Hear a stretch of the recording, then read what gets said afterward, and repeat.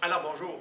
Quelques précisions là, à propos du sujet les constructions qui vont vous permettre de vivre plus de succès avec vos élèves. Puis pour ceux qui participeront au grand concours régional d'une rive à l'autre, ben, vous serez en mesure de mieux préparer vos élèves à ce concours-là. Première précision. Première précision, qui est importante, c'est qu'il viendra un moment où les élèves vont explorer les propriétés des poutres. Ils auront probablement commencé par les propriétés des colonnes, puis ils auront probablement fait un paquet d'erreurs, du genre, ils n'auront pas pensé qu'il faudrait bien s'entendre tous pour faire les colonnes avec les fiches tous sur la même longueur, et non pas sur la largeur, par exemple. Un ou l'autre, c'est pas grave. Ils seront entendus, est-ce qu'on a mis ce papier collant sur toute la jointure ou non? Est-ce que ça a un incident sur les résultats? Il est très probable qu'après cette expérimentation-là, les équipes qui ont fait des cylindres, les prises à base triangulaire, ben on constate qu'il est difficile de comparer les résultats parce qu'on ne s'y est pas pris de la même façon. Est-ce qu'on est capable de conclure que plus c'est gros, plus c'est solide, le diamètre par exemple, avec beaucoup de papier collant sur la jonction ou peu? C'est des éléments qui, la prochaine fois, si on avait l'affaire, on le ferait mieux pour mieux comprendre. Mais ça, c'est tant mieux.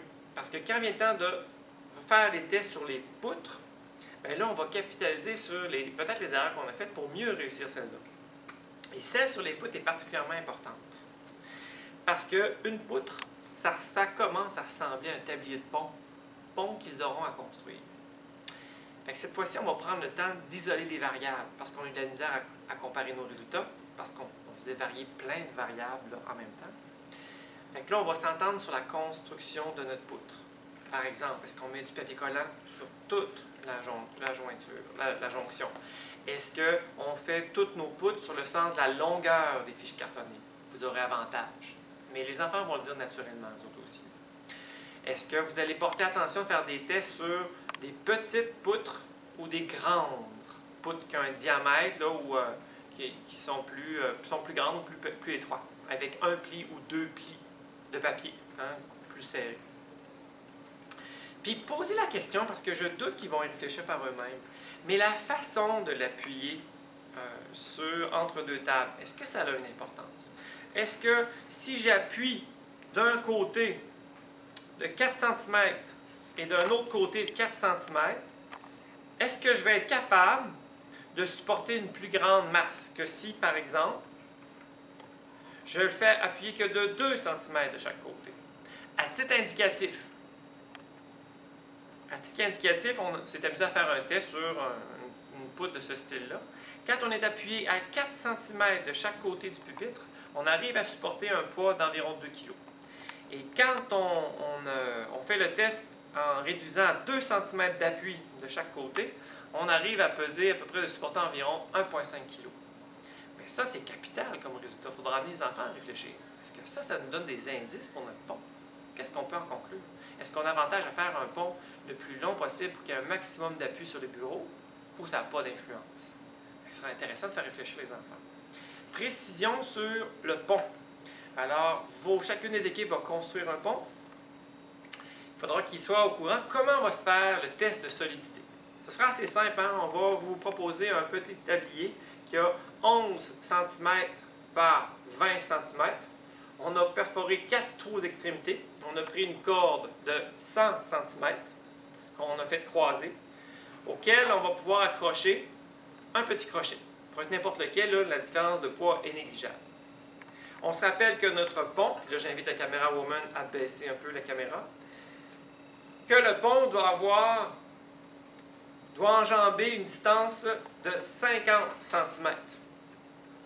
Et puis, il y a une marge de manœuvre sur la longueur du pont qu'on peut faire. Je vous invite à consulter le document pour ça.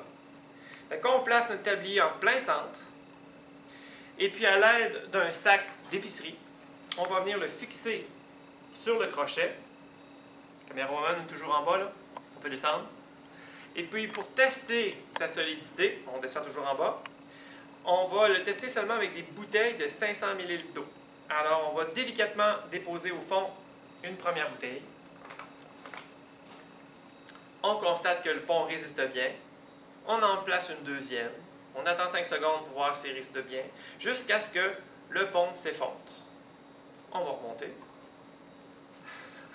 Bonjour.